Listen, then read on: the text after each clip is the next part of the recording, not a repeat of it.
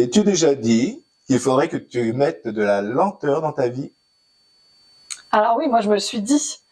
À un moment donné dans ma vie, j'ai eu cette sensation d'être dans un train fou. Vous savez, ce train, comme on peut voir dans les films d'horreur, là, qui est emballé, on ne sait pas où on va, on ne sait pas la direction, on ne sait pas qui c'est qui commande, qui c'est qui est aux commandes de ce train.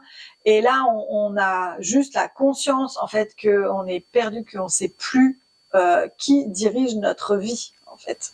Et là, déjà, c'est qu'on arrive à faire le constat qu'on va vite, que ça se passe vite. Alors c'est un point, on arrive à un point de rupture en fait où on comprend que c'est plus possible. Et déjà c'est pas mal parce que des fois le train il s'emballe jusqu'au bout et on va au burn-out, d'accord. Donc déjà si on prend conscience avant d'arriver face au mur, c'est pas mal. Voilà, en fait il y a une espèce d'injonction sociétale aujourd'hui à être dans la performance, à devoir être sur tous les fronts, à devoir être partout. Et du coup, en fait, on veut tout faire, mais comme on n'a pas le temps, il n'est pas extensible le temps. Hein, donc en fait, on est obligé de faire tout vite. Et là, on profite de rien. On profite de rien, on profite pas de notre vie. Voilà. Donc je pense qu'il y a urgence à remettre de la lenteur dans sa vie, à faire des vrais choix de vie. Qui nous apaisent, qui nous rendent heureux. Et voilà, pour revenir vers une vie saine, en fait, tout simplement. Parce que tu penses que vraiment, il faut remettre de la lenteur dans sa vie pour se sentir heureux? Oui, j'en suis sûre. Hein, c'est quelque chose que tu as vécu par toi-même aussi, oui. ça. Oui, bien sûr, c'est quelque chose que j'ai vécu par moi-même. Et c'est un vrai choix de vie.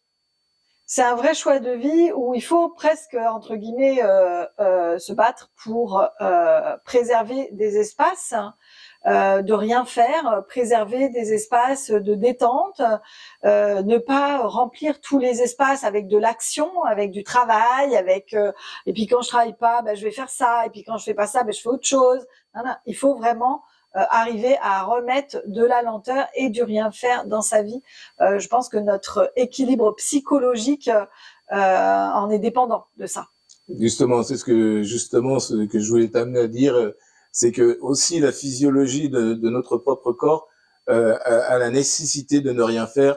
On sait que il y a des études qui ont été faites là-dessus, que le cerveau, c'est dans les moments où on ne fait rien, où on ne réfléchit pas, où on ne se pose pas de questions, que le cerveau se régénère et remet les choses en place, quel que soit l'endroit où ça se trouve, ça permet de rééquilibrer le cerveau. Et d'aujourd'hui, d'être sur les réseaux sociaux en permanence, d'être sur son téléphone, sur sa tablette, sur son ordinateur en permanence, on ne prend plus le temps. Dès qu'on a une pause, tac, on sort son téléphone, on scrolle, évidemment, toujours de façon rapide, hein, on regarde des informations vite, faut qu'elles soient courtes, faut qu'elles soient vite, rapides et ça c'est synthétique. Et le cerveau, lui, il a besoin de temps, il a besoin de s'arrêter. Et quand on fait ça, on ne s'accorde plus le temps de s'arrêter, de ne plus rien faire. Oui, notre cerveau en a besoin et notre corps en a besoin aussi. Notre corps a besoin de lenteur, a besoin de temps de rien faire. Il y a une aberration dans notre système en fait qui nous explique grossièrement que vous allez bosser toute l'année et puis que vous aurez vos vacances en juillet et en août. Et en fait ça, il y a des études qui ont démontré que c'est une aberration totale. Parce qu'en fait, notre corps, notre être tout entier a besoin que dès qu'on a une source de stress, il faut apporter aussitôt derrière un temps de repos, un temps de récupération. Et dans la vie dans laquelle on est aujourd'hui, à chaque fois qu'on va travailler, il y a un stress. Derrière, il faut pouvoir se reposer.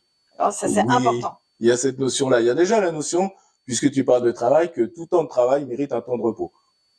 Aujourd'hui, est-ce qu'on vous le rappelle ça, que si vous travaillez tant de temps, vous avez par conséquent tant de temps de repos? Non, ça n'existe plus ça.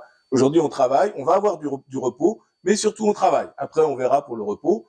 Et puis effectivement, aussi, on sait que un stress, voilà, si on prend 5 minutes de stress, on se dispute avec un collègue, avec son épouse ou quoi, il nous faut 5 heures pour s'en remettre.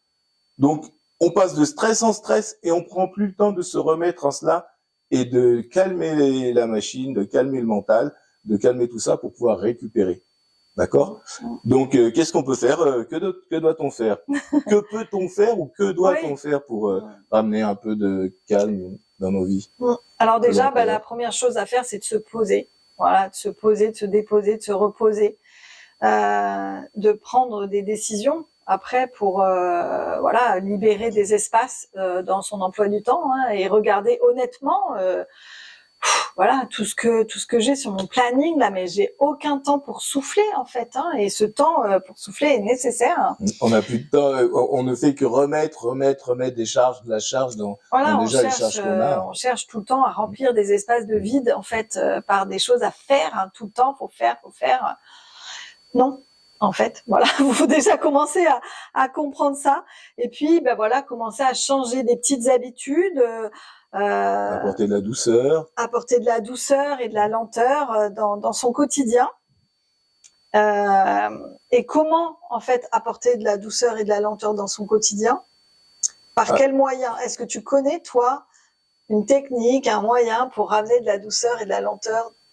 Une fois qu'on a intégré ça dans son esprit, dans sa façon de vivre, ou au moins d'essayer de vivre, il y a peut-être les massages. C'est ça. Moi, j'accompagne souvent des gens qui sont sur ce cheminement-là, c'est-à-dire qu'ils ont pris conscience, c'est les premières étapes. Hein.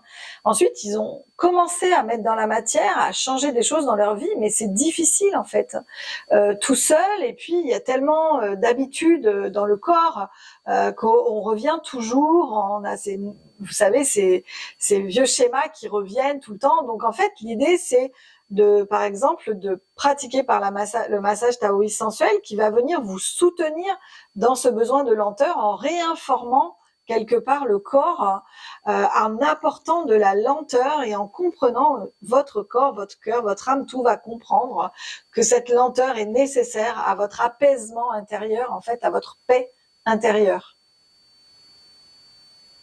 Ouais. C'est un beau programme. C'est un beau programme. Et si vous voulez en savoir plus, venez voir nos autres vidéos. Vous avez la possibilité de liker, de partager, d'apporter des commentaires, et surtout n'hésitez pas. Et puis on peut vous inviter aussi à venir à nos stages. Voilà, donc on organise ensemble des stages qui sont des formations au massage sensuel, massage tantrique, qui sont des massages qui se font dans la lenteur. Et là, en fait, les couples apprennent à se masser, à s'accompagner dans ce cheminement de reconnexion à soi et à la lenteur. Et par le wu-wei aussi, on parle beaucoup de wu-wei qui est l'art de ne rien faire aussi, et de juste accepter ce que l'univers nous envoie, et de ne pas en faire plus. Donc voilà. Ça, c'est très important aussi dans le massage, de ne pas en faire de trop. Ouais. Voilà, comme dans la vie d'ailleurs. Voilà, dans les stages qu'on propose, en fait, les formations techniques en massage sont soutenues par des enseignements. Et là, donc, Michel vous parlait du Wu-Wei, qui est un enseignement taoïste. Et donc, on va, tout au fil du week-end, en plus de l'apprentissage technique, vous faire vivre des expériences de tantra qui vont vous permettre de vous comprendre et de vous soutenir et sur ce chemin. Voilà. Oui, et vous serez en plus soutenu par nous, par notre animation, mais aussi soutenu par le groupe, parce que le groupe est important en matière de formation, et le groupe est très formateur. D'accord ? Donc, on peut te retrouver où, toi, Virginie? Alors, moi, je suis à Montpellier, donc je m'appelle Virginie Menneteau, je suis masseuse tantrique et formatrice en massage tantrique. Je suis à Montpellier aussi, je m'appelle François-Michel Régat, et je suis formateur, donc avec Virginie, masseur en énergétique, en médecine chinoise, et masseur tantrique, principalement. Et bien du coup, on vous dit à bientôt et profitez bien de votre vie, remettez de la lenteur. À bientôt.